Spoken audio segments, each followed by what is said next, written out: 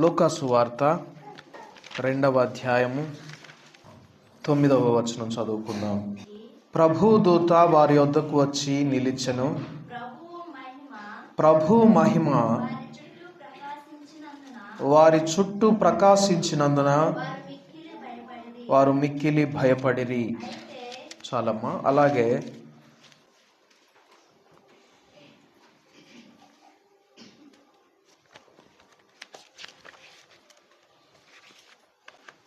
మత్తయి సువార్త 2వ అధ్యాయము 9వ వచనం చదువుకుందాం. వారు రాజు మాట విని బయలుదేరిపోవచ్చుండగా ఇదిగో తూర్పు దేశమున వారు చూచిన నక్షత్రము ఆ శిశువు ఉండిన చోటికి మీదుగా వచ్చి నిలుచు వరకు వారికి ముందుగా నడిచెను. What's so special of this day? ఈ రోజు యొక్క ప్రత్యేకత ఏంటి?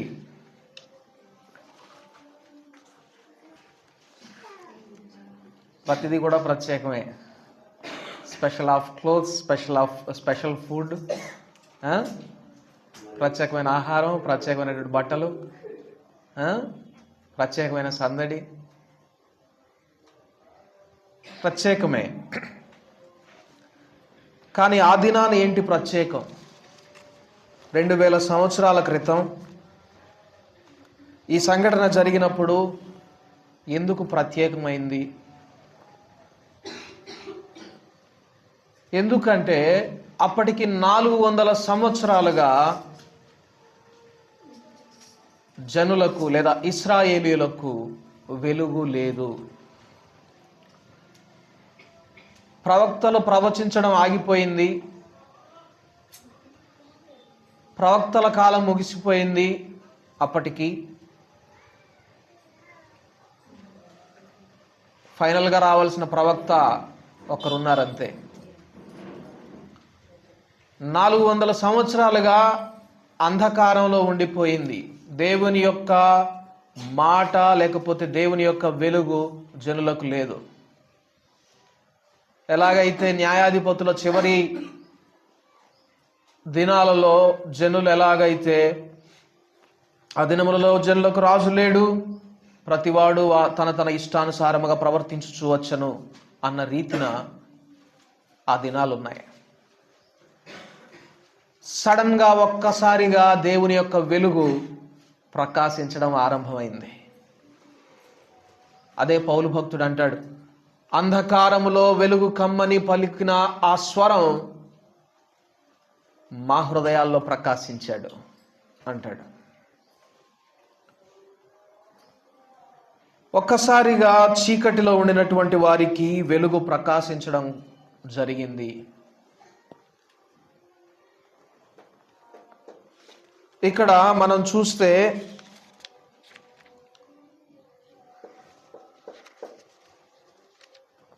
మత్తయి సువార్తలోనేమో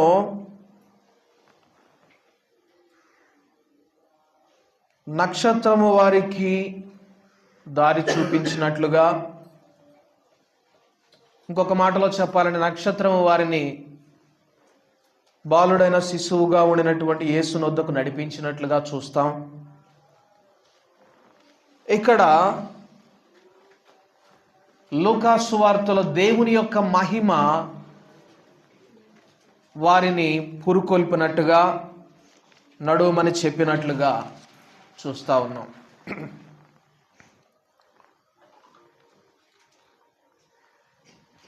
నక్షత్రపు యొక్క వెలుగేమో జ్ఞానులను నడిపిస్తే, దేవుని యొక్క వెలుగు, దేవుని యొక్క మహిమ ఇక్కడ గొర్రెల కాపర్లను నడిపించినట్లుగా చూస్తా ఉన్నాం.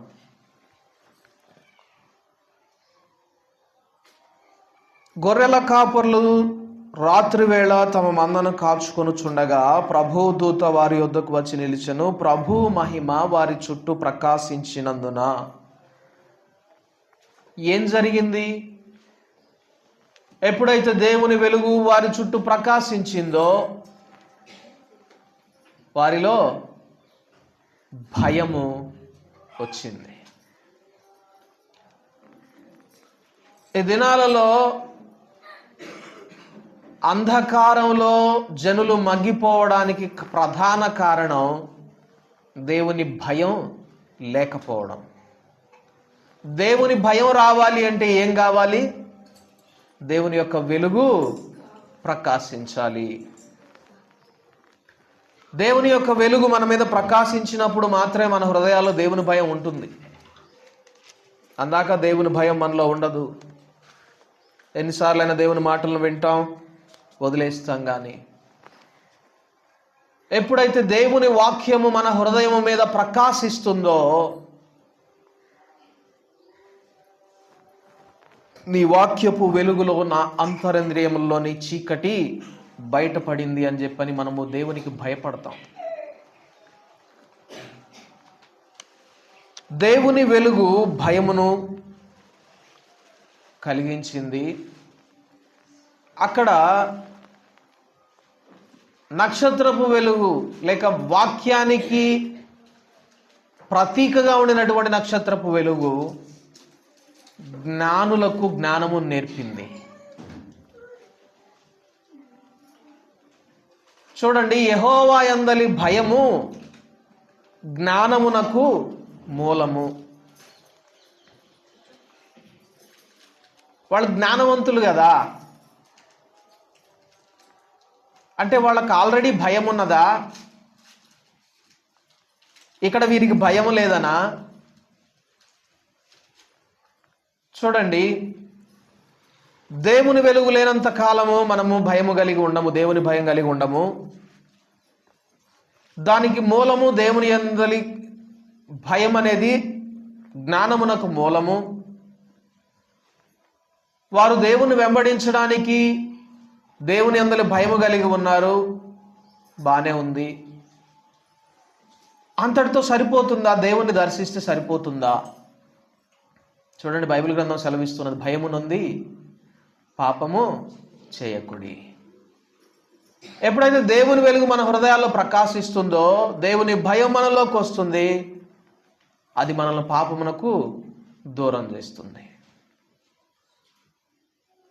ఇది 2000 సంవత్సరముల క్రితం జరిగినటువంటి సంఘటన. అయితే ఈ దినాల్లో మనకు దీన్ని ఎలా అప్లై చేసుకోవాలి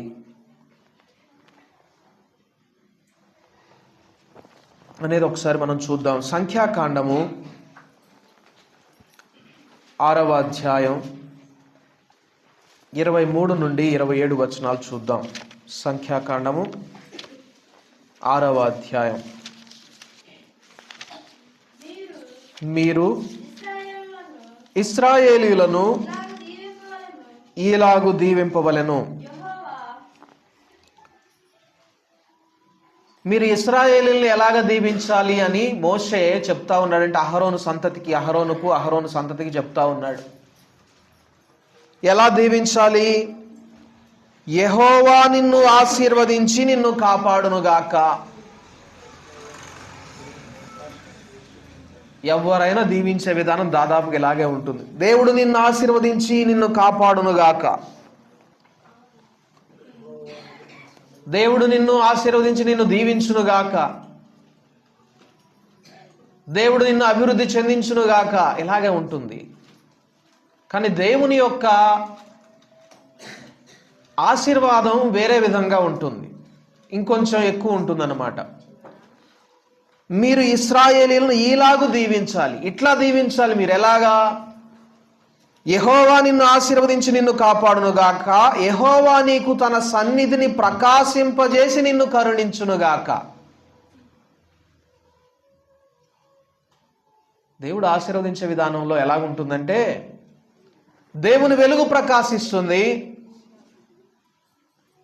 ఇందాక మనం చూసాం,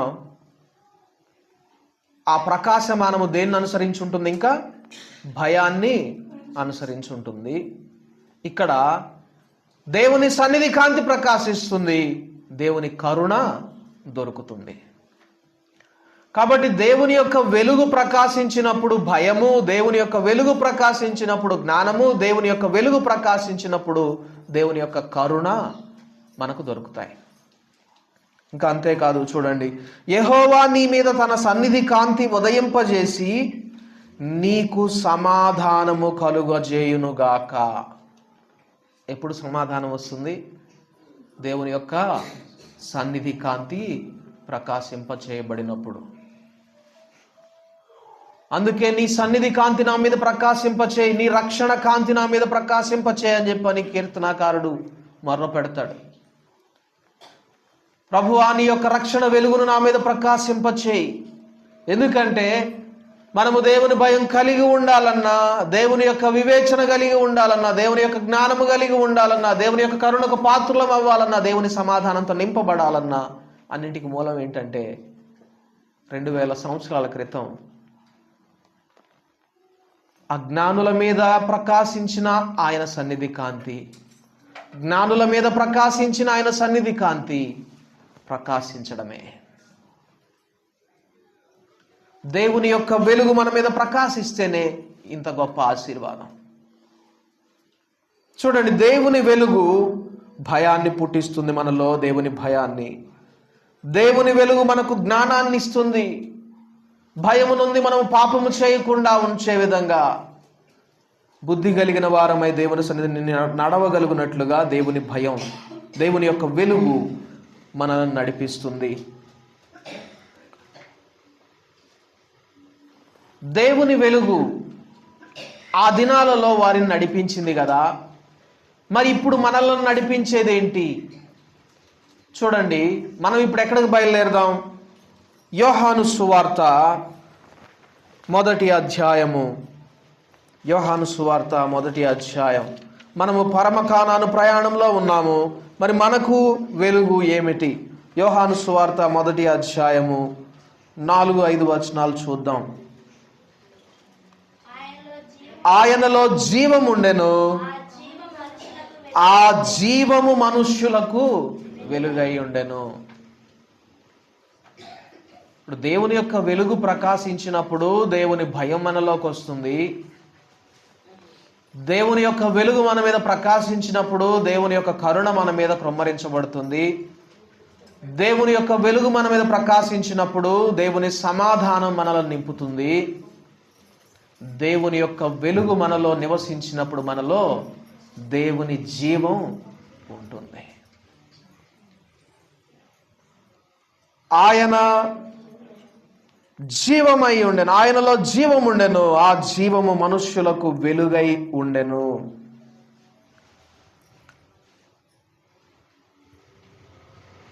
అలాగే ఇంకొక వచనం కూడా చూద్దాం. యోహాను రాసినటువంటి మొదటి పత్రిక, యోహాను రాసినటువంటి మొదటి పత్రిక 1వ అధ్యాయము మొదటి 3 వచనాలు చదువుకుందాం. జీవవాక్యమును గూర్చినది ఆది నుండి ఏది ఉండెనో మేమేది వింటిమో, కన్నులారా ఏది చూచితిమో, ఏది నిదానించి కనుగొంటిమో, మా చేతులు దేనిని తాకి చూచెనో అది మీకు తెలియచేయుచున్నాము. ఆ జీవము ప్రత్యక్షమాయను, తండ్రి యొద్ద ఉండి మాకు ప్రత్యక్షమైన ఆ నిత్య జీవమును మేము చూచి ఆ జీవమును గూర్చి సాక్ష్యం ఇచ్చుచు దానిని మీకు తెలియపరచుచున్నాము. మాతో కూడా మీకును సహవాసము కలుగునట్లు మేము చూచిన దానిని వినిన దానిని మీకును తెలియజేయుచున్నాము. మన సహవాసం అయితే తండ్రితో కూడాను ఆయన కుమారుడైన యేసుక్రీస్తుతో కూడాను ఉన్నది. ఎప్పుడైతే దేవుని యొక్క వెలుగు మన జీవితాల మీద ప్రకాశిస్తుందో దేవుని భయం మనలోనికి వస్తుంది, దేవుని యొక్క కరుణకు పాత్రలం అవుతాము, దేవుని యొక్క సమాధానం మనలో నింపుతుంది, దేవుని యొక్క జీవం మనలో ఉట్టిపడుతుంది. ఫలితంగా దేవునితోనూ ఆయన కుమారుడైన క్రీస్తుతోనూ దేవుని పిల్లలతోనూ సహవాసం ఏర్పడుతుంది. ఇప్పుడు ఎందుకు సంఘాల్లో సహవాసం ఉండడం లేదు? సహవసించే సహోదరులు ఎందుకు ఉండడం లేదంటే అన్నిటికీ మూలం ఏంటంటే దేవుని యొక్క వెలుగు ప్రకాశించలేదు.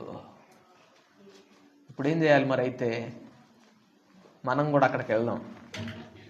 2000 సంవత్సరాల క్రితం దేవుని వెలుగు ప్రకాశించిన ఆ దినానికి వెళ్ళాలి. ఎందుకంటే మన హృదయాంతరాంగములను ఎరిగినటువంటి దేవుడు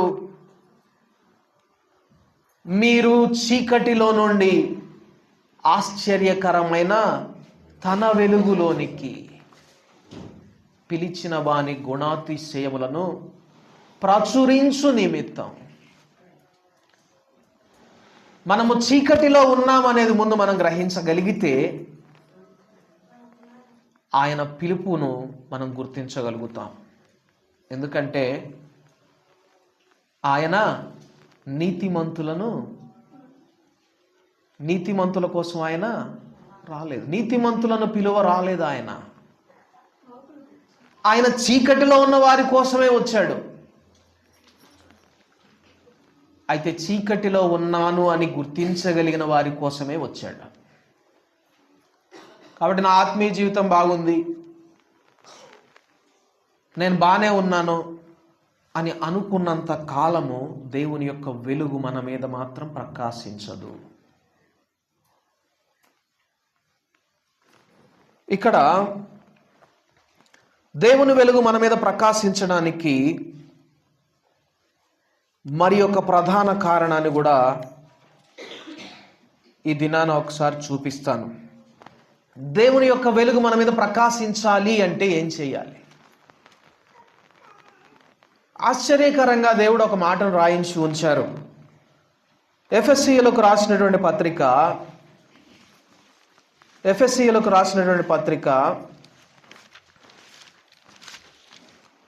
5వ అధ్యాయము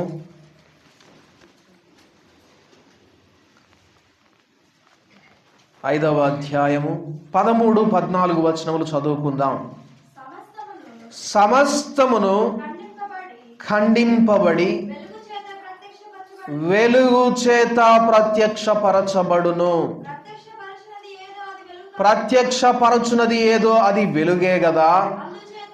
అందుచేత నిద్రించుచున్న నీవు మేల్కొని మృతులలో నుండి లెమ్ము, క్రీస్తు నీ మీద ప్రకాశించునని ఆయన చెప్పుచున్నాడు. ఎప్పుడు మన మీద క్రీస్తు ప్రకాశిస్తాడట? ఇప్పుడు చదువుకున్నటువంటి వాక్య భాగం నుండి మరలా ఒకసారి చదువుకుందాం. 14వ వచనం. అందుచేత నిద్రించుచున్న నీవు మేల్కొని మృతులలో నుండి లెమ్ము, క్రీస్తు నీ మీద ప్రకాశించునని ఆయన చెప్పుచున్నాడు. ఎప్పుడు క్రీస్తు మన మీద ప్రకాశిస్తాడు అంటే మొదటగా మనం లేవాలి. నిద్రించుచున్న నీవు, లేవడం అంటే నిద్రపోతున్న వాళ్ళు లేవమనే కాదు ఆడంటున్నది, జాగ్రత్తగా చూడండి. నిద్రించుచున్న నీవు మృతులలో నుండి లెమ్ము అన్నాడు. ఇప్పుడు అర్థమైందా? దేవుని యొక్క వెలుగు మన మీద ప్రకాశించాలి అంటే నేను నిద్రపోవడం మాత్రమే కాదు, నేను చచ్చిపోయిన వాడును అని కనుక నువ్వు గ్రహించగలిగితే, అక్కడ ఇంకొక ఆశ్చర్యకరమైన విషయం ఏమిటంటే, నిద్రపోతున్నాడైతే తనంతట తాను లేస్తాడు. మరి చనిపోయిన వాడు తనంతట తాను లేవగలడా? మరి దేవుని వాక్యం ఎందుకు అలాగా రాయబడి ఉన్నది? దేవుడు ఎందుకు ఆ మాట రాయించి ఉంచాడు? దాని అర్థము ఇక్కడ చనిపోవడం అంటే మన ఆత్మీయ స్థితి నిజముగానే చనిపోయిన స్థితి అని మనము గ్రహించి మనంతట మనమే లేపబడాలి దేవుని వెలుగు ద్వారా అని మనము గ్రహించి ఆయన సమీపించినప్పుడు మాత్రమే అట్టి వారి మీద దేవుని యొక్క వెలుగు ప్రకాశిస్తుంది. కాబట్టి నేను బాగున్నాను, నేను జీవించే ఉన్నాను, నా ఆత్మీయ స్థితి బాగున్నది, నేను దేవునిలో ముందుకు సాగుతూ ఉన్నాను అనుకుంటూ ఉంటే, అదే భ్రమలో ఉంటే దేవుని యొక్క వెలుగు ఎన్నడూ కూడా వారి మీద ప్రకాశించదు. అది ఏ స్థితి అంటున్నాడంటే అది మృతతుల్యమైనటువంటి స్థితి అంటున్నాడు. హెబ్రీలకు రాసినటువంటి పత్రిక 9వ అధ్యాయము 14వ వచనం ఒకసారి చూద్దాం. హెబ్రీలకు రాసినటువంటి పత్రిక 9వ అధ్యాయము 14వ వచనం. నిత్యుడగు ఆత్మ ద్వారా తన్ను తాను దేవునికి నిర్దోషినిగా అర్పించుకొనిన క్రీస్తు యొక్క రక్తము నిర్జీవ క్రియలను విడిచి జీవము గల దేవుని సేవించుటకు మీ మనస్సాక్షిని ఎంతో ఎక్కువగా శుద్ధి చేయను. మృతతుల్యమైనటువంటి క్రియలను విడిచి చనిపోయినటువంటి స్థితిలో నుండి నన్ను లేపి జీవము కలిగినటువంటి దేవుని పక్షాన, జీవము కలిగినటువంటి దేవుని సంఘంలో నన్ను చేర్చాలి అంటే ఏమవ్వాలి అంటే నాలో నా మనస్సాక్షి శుద్ధి చేయబడాలి. ఎలాగా శుద్ధి చేయబడాలి? నిర్జీవ క్రియలను విడిచిపెట్టి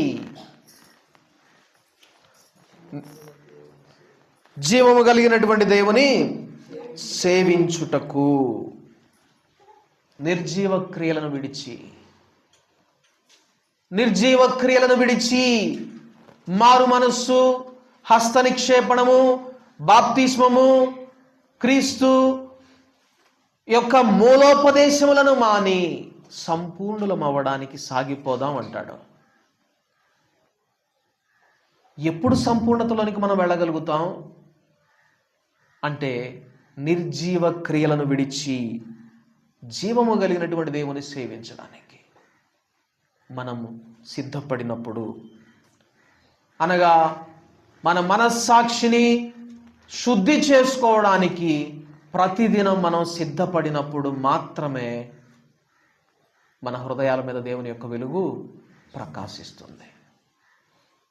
నా మనస్సాక్షి నేను శుద్ధి చేసుకోవాలి అని అంటున్నావు, లేక అలా అనుకుంటున్నావు అంటే దాని అర్థం ఏంటో తెలుసా? నువ్వు మృతుల్లోంచి లేవడానికి సిద్ధంగా ఉన్నావు అని అర్థం. అందుకే అంటున్నారు ప్రభు, నిద్రించుచున్న నీవు మేల్కొని మృతులలో నుండి లెమ్ము, క్రీస్తు నీ మీద ప్రకాశించును. క్రీస్తు మన మీద ప్రకాశిస్తాడు. ఆయన జీవం మనలో ఉట్టి పడుతుంది.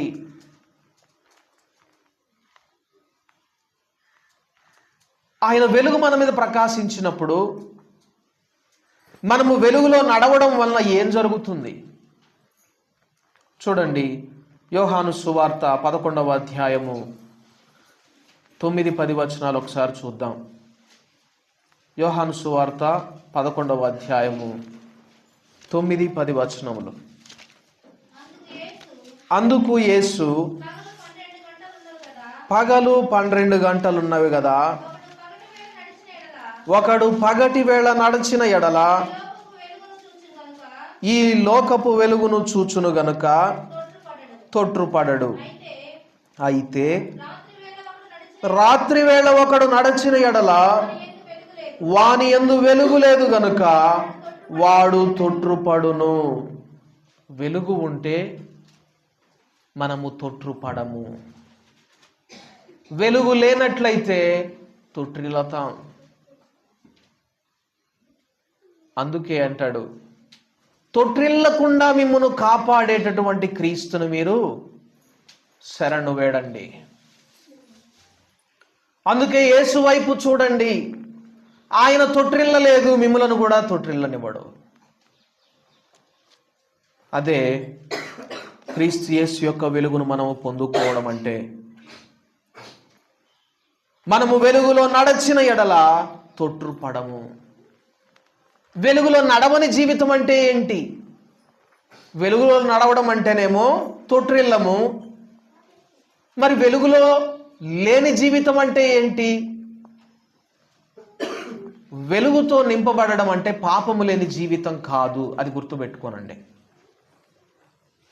వెలుగుతో నింపబడడం అంటే పాపము లేని జీవితం అని కాదు అర్థం. వెలుగుతో నింపబడడం అంటే సత్యవర్తనులమై ఉండడం అని యోహాను సువార్త 3వ అధ్యాయం 21వ వచనంలో ఉంటుంది. చూడండి, యోహాను సువార్త 3వ అధ్యాయము 21వ వచనం. సత్యవర్తనుడైతే తన క్రియలు దేవుని మూలముగా చేయబడి ఉన్నవని ప్రత్యక్షపరచబడునట్లు వెలుగునొద్దకు వచ్చును. ఇది అర్థం కావాలంటే పై వచనం కూడా మనం చూద్దాం. 19 నుంచి చదువుదాం. ఆ తీర్పు ఇదే, వెలుగు లోకములోనికి వచ్చెను గాని తమ క్రియలు చెడ్డవైనందున మనుష్యులు వెలుగును ప్రేమింపక చీకటినే ప్రేమించిరి. దుష్కార్యము చేయు ప్రతివాడు వెలుగును ద్వేషించును, తన క్రియలు దుష్క్రియలుగా కనబడకుండానట్లు వెలుగునొద్దకు రాడు. చూడండి, వెలుగు కలిగి ఉండడం అంటే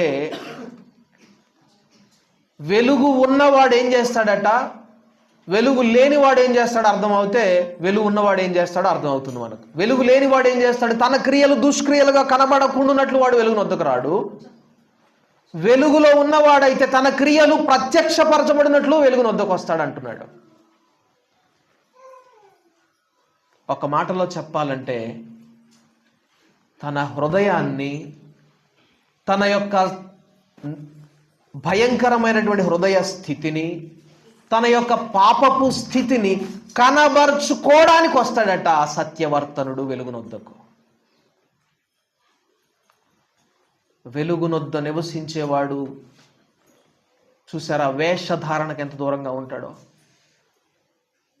ఎవరు వేషధారులు అంటే తన క్రియలు దుష్క్రియలుగా కనబడకుండానట్లు కప్పిపెట్టుకుంటారే, వెలుగునొద్దకు రాకుండా ఉంటారే, అట్టివారు వేషధారులు.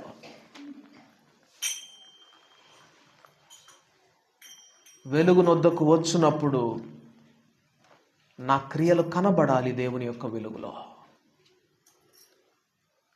వాటిలో ఉండిన దోషం కనబడాలి, వాటిలో ఉండినటువంటి పాపం కనబడాలి అని వెలుగును ప్రేమించేవాడు వెలుగునొద్దకు వస్తాడట.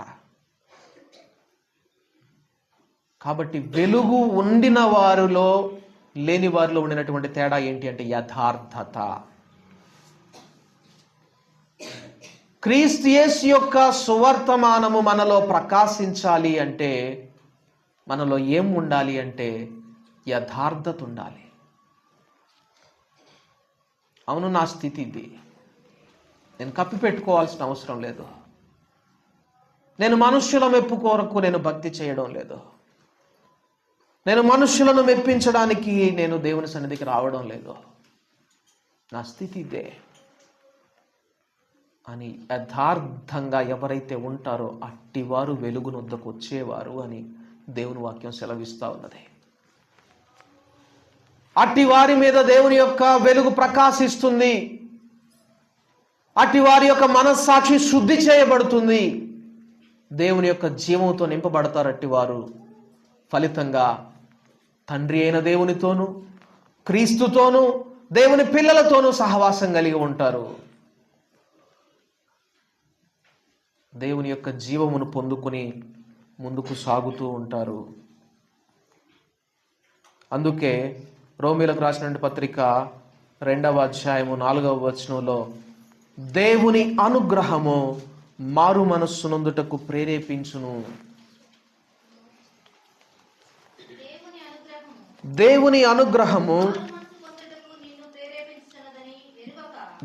మారు మనస్సు పొందుటకు నిన్ను ప్రేరేపించుచున్నదని ఎరుగక ఆయన అనుగ్రహ ఐశ్వర్యమును సహనమును దీర్ఘశాంతమును తృణీకరించుదువా, నీ కాఠిన్యమును మార్పు పొందని నీ హృదయమును అనుసరించి.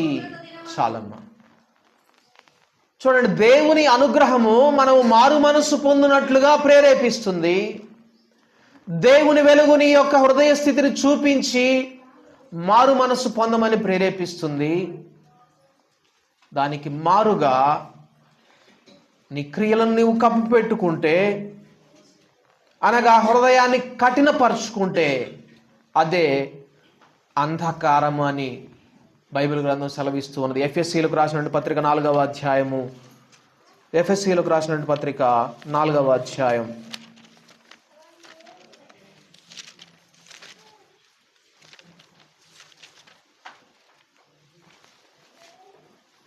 18వ వచనం.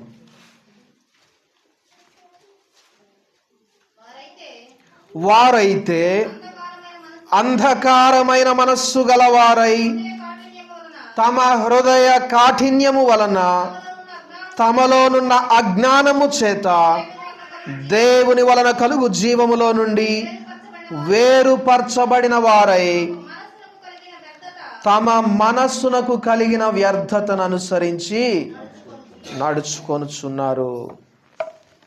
చూడండి, అంధకారమైన మనస్సే కఠినమైన మనస్సు. అంధకారమైన మనస్సు దేవుని యొక్క జీవం నుండి వేరుపరచబడుతుంది. ఏ హృదయం మీదైతే దేవుని యొక్క వెలుగు ప్రకాశించదో ఆ హృదయం చీకటిలో ఉంటుంది, ఆ హృదయం కఠినపరచబడుతుంది. ప్రియ సహోదరులారా, నిద్రించుచున్న నీవు మృతులలో నుండి లెమ్ము, క్రీస్తు నీ మీద ప్రకాశించును. దేవుని యొక్క అనుగ్రహము నిన్ను మారు మనసు పొందడానికి ప్రేరేపిస్తుంది. మీ మనస్సాక్షిని ఎంతో ఎక్కువగా శుద్ధి చేస్తుంది. అయితే హృదయాన్ని కఠినపరుచుకుంటూ మన క్రియలు దుష్క్రియలుగా కనబడకుండానట్లు వెలుగునొద్దకు రాకుండా ఉంటే ఆ హృదయం కఠినమైపోతుంది, కఠినపరచబడుతుంది. అక్కడ మనం చూస్తాం, హృదయ కాఠిన్యము, తమలోనున్న అజ్ఞానము, దాని వలన దేవుని యొక్క జీవం నుండి వేరుపరచబడి తమ మనస్సునకు కలిగిన వ్యర్థతను అనుసరించి నడుచుకొనుచున్నారు. మనస్సుకు కలిగినటువంటి వ్యర్థతను అనుసరించి నడిచే వారిగా మారిపోతాం. అన్నింటికి మూలం నక్షత్రము యాకోబులో ఉదయించకపోవడం. ఈ క్రిస్మస్ పర్వదినాన దేవుని యొక్క వెలుగు నా హృదయంలో ప్రకాశించాలి. ఎందుకంటే దేవుని వెలుగు నాలో ప్రకాశించకపోతే దేవుని భయం నాలో ఉండదు, దేవుని గూర్చిన జ్ఞానము నాకు అనుగ్రహించబడదు, దేవుని యొక్క కరుణకు నేను పాత్రుడను కాను, దేవుని యొక్క సమాధానాన్ని నేను పొందుకొనలేను, దేవునితోనూ ఆయన కుమారుడైనటువంటి క్రీస్తుతోనూ ఆయన పిల్లలతోనూ నాకు సహవాసం ఏర్పరచబడదు, నాలో జీవం ఉండదు, నేను నశించిన వానిగా మిగిలిపోతాను. కాబట్టి దేవుని వెలుగు నా మీద ప్రకాశించాలి అంటే నేనేం చెయ్యాలి? మృతులలో నుండి లేవాలి, నిర్జీవ క్రియలను విడవాలి. నేను మృతతుల్యమైనటువంటి వాడను, ఎండిపోయిన ఎముకలను నీ ఆత్మ ద్వారా నింపి సజీవులుగా మార్చగలిగే దేవా, నా యొక్క ఈ మృతతుల్యమైనటువంటి స్థితిని మార్చవా అని మనం ఎప్పుడైతే లేచి దేవుని వైపు తిరిగి మొర్ర పెడతామో, అంధకారములో వెలుగు ప్రకాశించునుగా కాని పలికిన ఆ స్వరం మన హృదయాలలో కూడా ప్రకాశించమని ఆజ్ఞాపిస్తుంది దేవుని యొక్క వెలుగును. కాబట్టి అప్పుడు మన ప్రతి దినం కూడా స్పెషలే, ప్రతి సంఘటన కూడా స్పెషల్గానే ఉంటుంది, ప్రత్యేకంగానే ఉంటుంది. ఏంటి ఈ వ్యక్తిలో ఉన్నటువంటి ప్రత్యేకత? ఇంతమంది ద్వేషిస్తున్నా, ఇంతమంది ఒకేసారి ఒకే గొంతుతో సిలువ వేయమని ప్రకటిస్తున్నా, అరుస్తున్నా, ఇంత నెమ్మది, ఇంత సమాధానం, ఇంత వెలుగు, ఇంత జీవం ఎలాగైతంలో కనబడుతుంది అని తర్వాత తన గవర్నర్కు లేఖ రాసిన పిలాతులాగా ఈ లోకం అనుకోవాలి అంటే దేవుని యొక్క వెలుగు మన హృదయాల మీద, మన జీవితాల మీద, మన ముఖాల మీద ప్రకాశించాలి. ఆయన సన్నిధి యొక్క కాంతి మన మీద ప్రకాశించాలి. అలా ప్రకాశించకుండా కఠినపరచబడినటువంటి జీవితం ఒకవేళ మనలో ఉంటే దేవుణ్ణి మనం అడగాలి, ప్రభువా,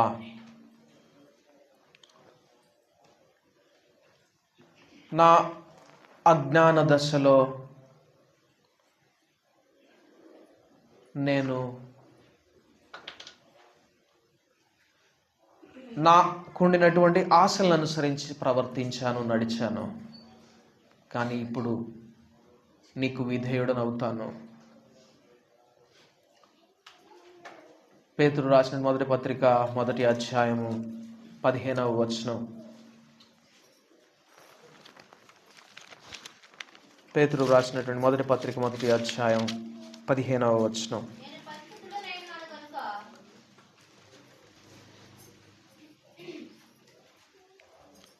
నేను పరిశుద్ధుడనై ఉన్నాను గనుక మీరును పరిశుద్ధులై ఉండుడని వ్రాయబడి ఉన్నది. కాగా మీరు విధేయులకు పిల్లలై మీ పూర్వపు అజ్ఞాన దశలో మీకుండిన ఆశలను అనుసరించి ప్రవర్తింపక మిమ్మును పిలిచిన వాడు పరిశుద్ధుడై ఉన్న ప్రకారము మీరును సమస్త ప్రవర్తన యందు పరిశుద్ధులై ఉండుడి.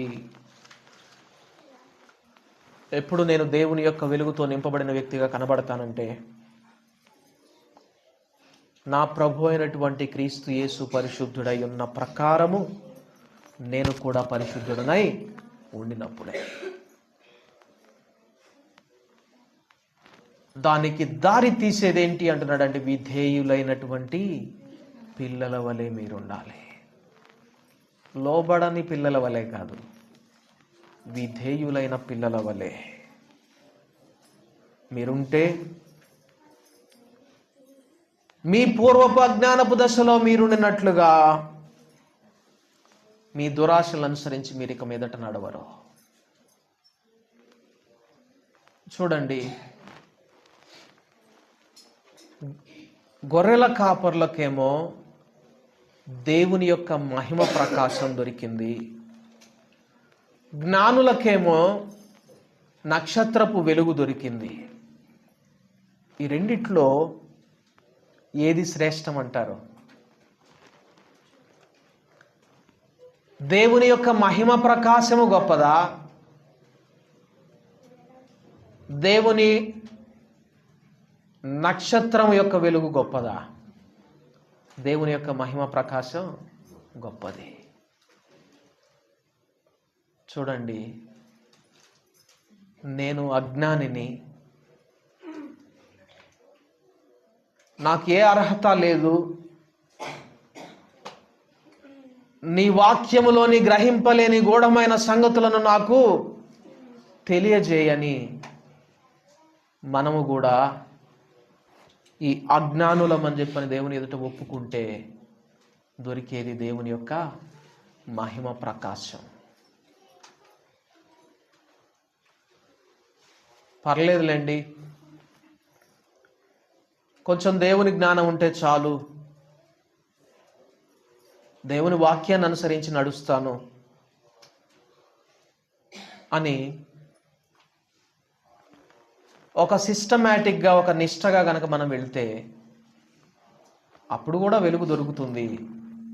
అయితే అక్కడి జ్ఞానులకు దొరికినట్లుగా ఇక్కడ గొర్రెల కాపర్లకు దొరికినట్లుగా ఉన్నంత తేడా ఉంటుంది.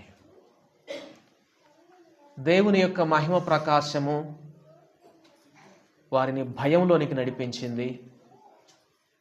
అంతేకాదు, ఆ తర్వాత మనం చూస్తాం, వారట తాము విన్న వాటిని, కన్న వాటిని ప్రచురము చేసుకుంటూ దేవుని స్తుతిస్తూ వెళ్ళారట.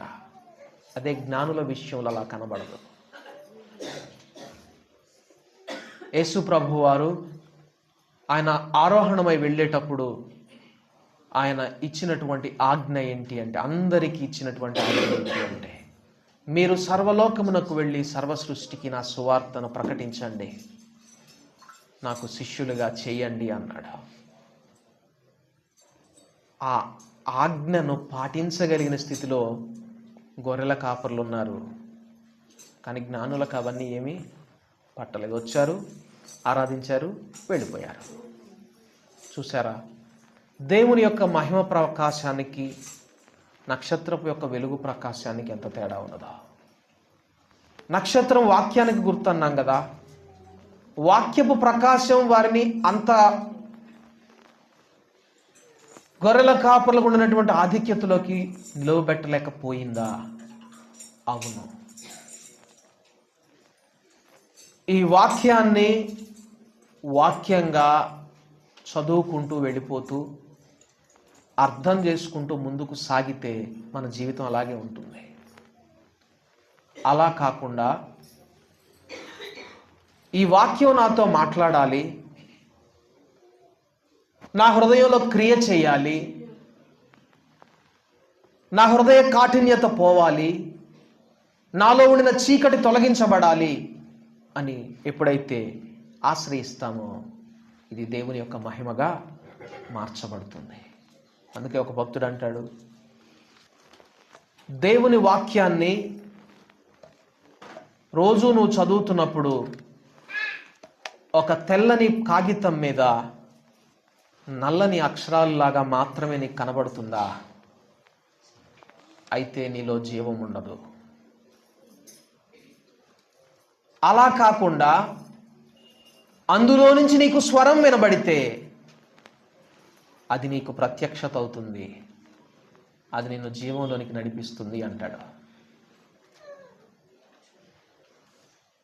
అట్టి ప్రత్యక్షత కలిగిన వారమై దేవుని యొక్క వెలుగులో నివసించుచు దేవుని యొక్క భయమును, దేవుని యొక్క కరుణను, దేవుని యొక్క సమాధానమును, దేవుని యొక్క జీవమును ఆయన బిడ్డలతోనూ, ఆయనతోనూ, ఆయన కుమారునితోనూ సహవాసము కలిగిన వారమై ముందుకు సాగగలుగునట్లుగా ఈ దినాన నిజ దేవుడు మన హృదయాల మీద ప్రకాశించునుగాక. ప్రార్థన చేసుకుందాం. పరిశుద్ధుడా తండ్రి, నీకు వందనాలు, స్తుతులు, స్తోత్రాలు. నిజమే ప్రభువా, 400 సంవత్సరాలుగా అంధకారములో ఉండిన వారి మీద ఒక్కసారిగా వెలుగు ప్రకాశించింది. అదే క్రిస్మస్ యొక్క ప్రత్యేకత. ప్రభువా, ఈ దినాన ఈ ప్రత్యేకమైనటువంటి కూటంలో మా అందరి హృదయాల మీద కూడా ఆ వెలుగు ప్రకాశించాలని కోరుకుంటూ ఉన్నాం. ఏ ఒక్క హృదయము కూడా కఠినపరచబడి అంధకారానికి నివాసమైనదిగా ఉండనివ్వవద్దు ప్రభువా. మృతతుల్యమైనటువంటి జీవితం, నిర్జీవ క్రియలు కలిగినటువంటి జీవితం, హృదయాన్ని కఠినపరుచుకున్నటువంటి జీవితం మాలో ఎవ్వరిలో ఉండకూడదు ప్రభువా. మా మనస్సాక్షి శుద్ధి చేయబడాలి. నిరంతరము క్రీస్తు యొక్క పోలికలోనికి, ఆయన పరిశుద్ధుడై ఉన్న ప్రకారము మీరును పరిశుద్ధులై ఉండుడి. ఆయన వెలుగై ఉండిన ప్రకారం మీరును వెలుగులో ఉన్నవారిగా ఉండండి ప్రభువా. నీ యొక్క వెలుగును పొందియే మేమును ప్రకాశించుచున్నామని మేమందరము సాక్ష్యం ఇవ్వగలుగునట్లుగా మా హృదయాలలో ప్రభువా మీరు ప్రకాశించండి. వేషధారణను తీసివేయండి ప్రభువా. ఇది నా స్థితి, ఇది నా యొక్క అంధకార స్థితి అని యథార్థముగా నీ ఎదుట ఒప్పుకునేవారిగా ప్రభువా మీరు మమ్మల్ని అందరినీ సిద్ధపరచండి. అన్నింటికి మించి దేవుని మహిమ ప్రకాశము మా అందరి హృదయాల్లో ప్రకాశింపబడనివ్వండి ప్రభువా. నీ వాక్యమునకు విధేయత చూపించే పిల్లలుగా మమ్మల్ని అందరినీ మార్చమని యేసు నామమునందు ప్రార్థించి అడిగి వేడుకుంటున్నాము తండ్రి, ఆమేన్. యెహోవా మేము ఆశీర్వదించి మిమ్మను కాపాడునుగాక. యెహోవా మీకు తన సన్నిధిని ప్రకాశింపజేసి మిమ్మను కరుణించునుగాక. యెహోవా మీ మీద తన సన్నిధి కాంతి ఉదయింపజేసి మీకు సమాధానము కలుగజేయునుగాక. ఆమేన్. అందరికీ వందనాలు.